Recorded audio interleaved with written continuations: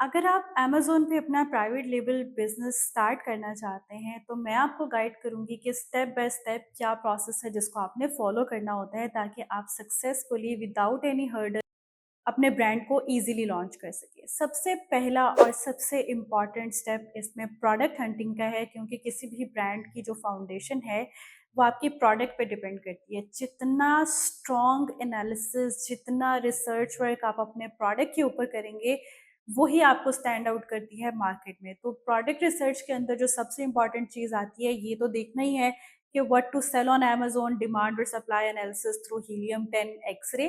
लेकिन इसके साथ-साथ जब आप एक प्रोडक्ट की को चूज़ करने लगे हैं, तो उसके बाद के 2 इम्पोर्टेंट स्टेप हैं, उसमें आपने देखना है कि क्या वैल्यू एडिशन आप उसमें कर सकते हैं।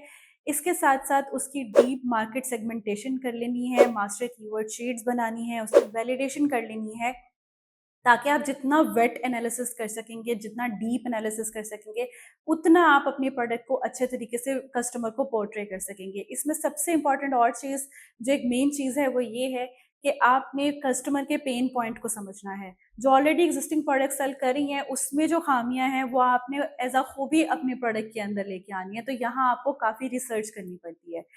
सेकंड स्टेप आता है उसकी सोर्सिंग का। ज़ाहिर है जो आपने डीप रिसर्च की है उसमें आपने कुछ अपनी इम्प्रूवमेंट भी लेके आ रहे हैं, तो वो आपने एक सोर्सिंग के अंदर उसको एग्ज़ीक्यूट करना है, ऐसा सोर्स ढूँढना है, ऐसा सप्लायर ढूँढना है, जो आपके प्रोडक्ट को काफ़ी हद तक इम्प्रूव कर सके, स्मॉल एमओक्यू के साथ भी चल सके आपके, और फर्दर आप उसके साथ एक लॉन्ग टर्म रिलेशनशिप डेवलप कर सकें, और उससे भी इम्पोर्टेंट बात, वो कॉस्ट इफेक्टिव हो, अच्छी उसकी प्राइस आपको मिली हो, जिसमें आपके पास कुछ ना कुछ कुशन मिल रहा हो इसको मार्केट में सेल करने का। अमूमन हम करते क्या है कि सोर्सिंग अगर आपकी 3x लेस देन है आपकी सेलिंग प्राइस है, तो वो आपको फिर भी एक 30% तक का ग्रॉस मार्जिन दे देती है। तो सोर्सिंग बहुत ज़्यादा इंपॉर्टेंट है।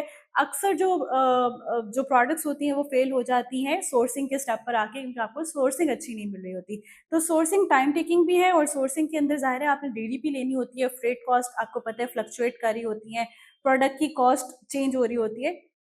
तो जब आप एक फाइनल प्रोडक्ट डिसाइड करते हैं, तो उसकी सोर्सिंग को as soon as possible complete करें, उसमें डिलेज ना लेके आएँ, सैंपल टेस्टिंग ज़रूर करें, 2-3 सप्लायर्स को शॉर्टलिस्ट करें, ताकि उसके बाद आपको ईज़ी हो जाए, आपका टाइम भी सेव रहे कि आपने किस सप्लायर के साथ आगे परस्यू करना है।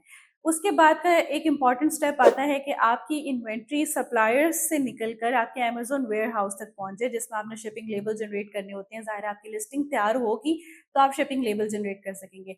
शिपिंग लेबल्स जनरेट करके आपने वो प्रोवाइड करने होते हैं, उसकी ट्रैकिंग अमेज़न पे अपडेट करनी होती है, ताकि आपके जब प्रोडक्ट वहाँ पे लैंड करे, तो आपको उसका ट्रैकिंग के स्टेटस से पता चल जाए कि कितने टाइम तक आपकी इन्वेंट्री लाइव हो सकती है। उससे पहले वाला जो सारा फ़ेज़ होता है उसको हम प्री लॉन्च कहते हैं, जिसमें हमने अपनी प्रोडक्ट को तैयार करना होता है, प्रोडक्ट लिस्टिंग को तैयार करना होता है। फॉर एग्ज़ाम्पल, हमने उसके कंटेंट पे काम करना है, हमने उसके कीवर्ड्स पे काम करना है, हमने उसकी इमेजेस एनहांसमेंट कंटेंट पे काम करना है, हमें उसमें जीटीआईएन एग्जम्पशंस चाहिए होती हैं, अगर आपके पास बारकोड्स नहीं है, आपने 5665 एरर को दूर करना होता है, जिससे आपको कैटलॉग के अंदर बेचना आसान होता है, आपने ब्रांड रजिस्ट्री अप्लाई करनी होती है जो ट्रेडमार्क के ऊपर डिपेंड कर रही होती है, और आपकी प्रोडक्ट वहाँ पहुँचने से पहले आपकी प्री लॉन्च के तमाम स्टेप्स का पूरा होना ज़रूरी है। जब आपकी प्रोडक्ट वहाँ पहुँचती है, तब जो टाइम शुरू होता है उसको लॉन्च टाइम कहा जाता है, जिसके अंदर आपकी उससे पहले पीपीसी स्ट्रेटेजी बन चुकी हो, आपने वो कीवर्ड सेलेक्ट कर लिए हों जिनको आपने शुरू में रैंक करना है, क्योंकि 70% आपकी एडवर्टाइजमेंट पे जाएगी आपकी इन्वेस्टमेंट। उससे क्या होगा कि आप रैंक करेंगे, तो जो 70% आप सेल्स ले रहे हैं कीवर्ड्स के थ्रू या स्पॉन्सर्ड एड्स के थ्रू, अब वो आपकी आहिस्ता-आहिस्ता जो है वो ऑर्गेनिक सेल्स के अंदर कन्वर्ट होती रहेगी। तो यहाँ पर हम काम करते हैं बहुत ज़्यादा सोच समझ कर, रैंकिंग के ऊपर, रैंकिंग की मॉनिटरिंग करते हैं, पीपीसी की बिड्स को एडजस्ट करते हैं। बजट टाइट हो जिस क्लाइंट का, उसके लिए हमें ज़्यादा मेहनत करनी पड़ती है, डे पार्टनिंग करनी पड़ती है, किस टाइम पे किस जो कैंपेन है उसको बजट देना है, किसको नहीं देना, किन कीवर्ड्स पर ज़्यादा खर्च करना है, किन पर नहीं करना। और इसके साथ-साथ हम काम कर रहे होते हैं रिव्यूज़ बिल्डिंग के ऊपर, जिसमें वाइन प्रोग्राम बहुत ज़्यादा ज़रूरी है। अगर आप बहुत श्योर हैं अपनी प्रोडक्ट की क्वालिटी के बारे में, तो आपको वाइन भी एनरोल करना बहुत ज़रूरी है। साथ ही साथ आपको अदर जो टेक्निक्स होती हैं उसके थ्रू भी रिव्यूज़ बिल्ड करने पड़ते हैं। ज़ाहिर है मजबूरी है, क्योंकि आपने रैंक करना है और आपकी सेल्स उस पे डिपेंड करती है। रैंकिंग और रिव्यूज़ अगर आपके स्ट्रॉन्ग होते हैं, तो आपको as compare to other sellers कम टाइम लगता है एक सक्सेसफुल पीएल को खड़ा करने में। सो रैंकिंग और जो आपकी रिव्यूज़ है उस पे काम के साथ-साथ हम पीपीसी स्ट्रैटेजीज़ उसकी फ़नल बनाते हैं। बेसिक से एडवांस तक आपकी सारी टेक्निक्स मूव होती हैं। ग्रेजुअली आपका जैसे-जैसे आपका ब्रांड ओल्ड होता रहता है, उसकी स्ट्रैटेजीज़ वैसे-वैसे चेंज होती रहती हैं। तो यहाँ तक आपकी जो लॉन्च होती है, वो आपको बता देती है विदिन 2 टू 3 मंथ्स कि आपके पैसे आपकी पॉकेट से लग रहे हैं। मार्केट में जो प्रोडक्ट है, उसका क्या रिस्पॉन्स है, आप कस्टमर आपकी प्रोडक्ट ले रहे हैं या नहीं ले रहे।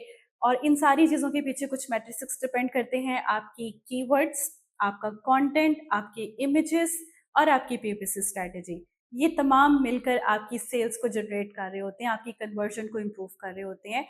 तो वहाँ से फिर आप डिसाइड कर सकते हैं कि क्या आपको इस प्रोडक्ट के साथ मज़ीद जाना चाहिए या ये प्रोडक्ट सिर्फ टेस्टिंग तक थी। लेकिन मोस्ट ऑफ द टाइम जब आपने डीप रिसर्च की होती है, अच्छी प्रोडक्ट सेलेक्ट की होती है, बेहतरीन सोर्सिंग के साथ, तो कामयाबी यकीनी होती है। बहुत कम ऐसे चांसेस होते हैं जिससे आपकी प्रोडक्ट फेल हो जाए।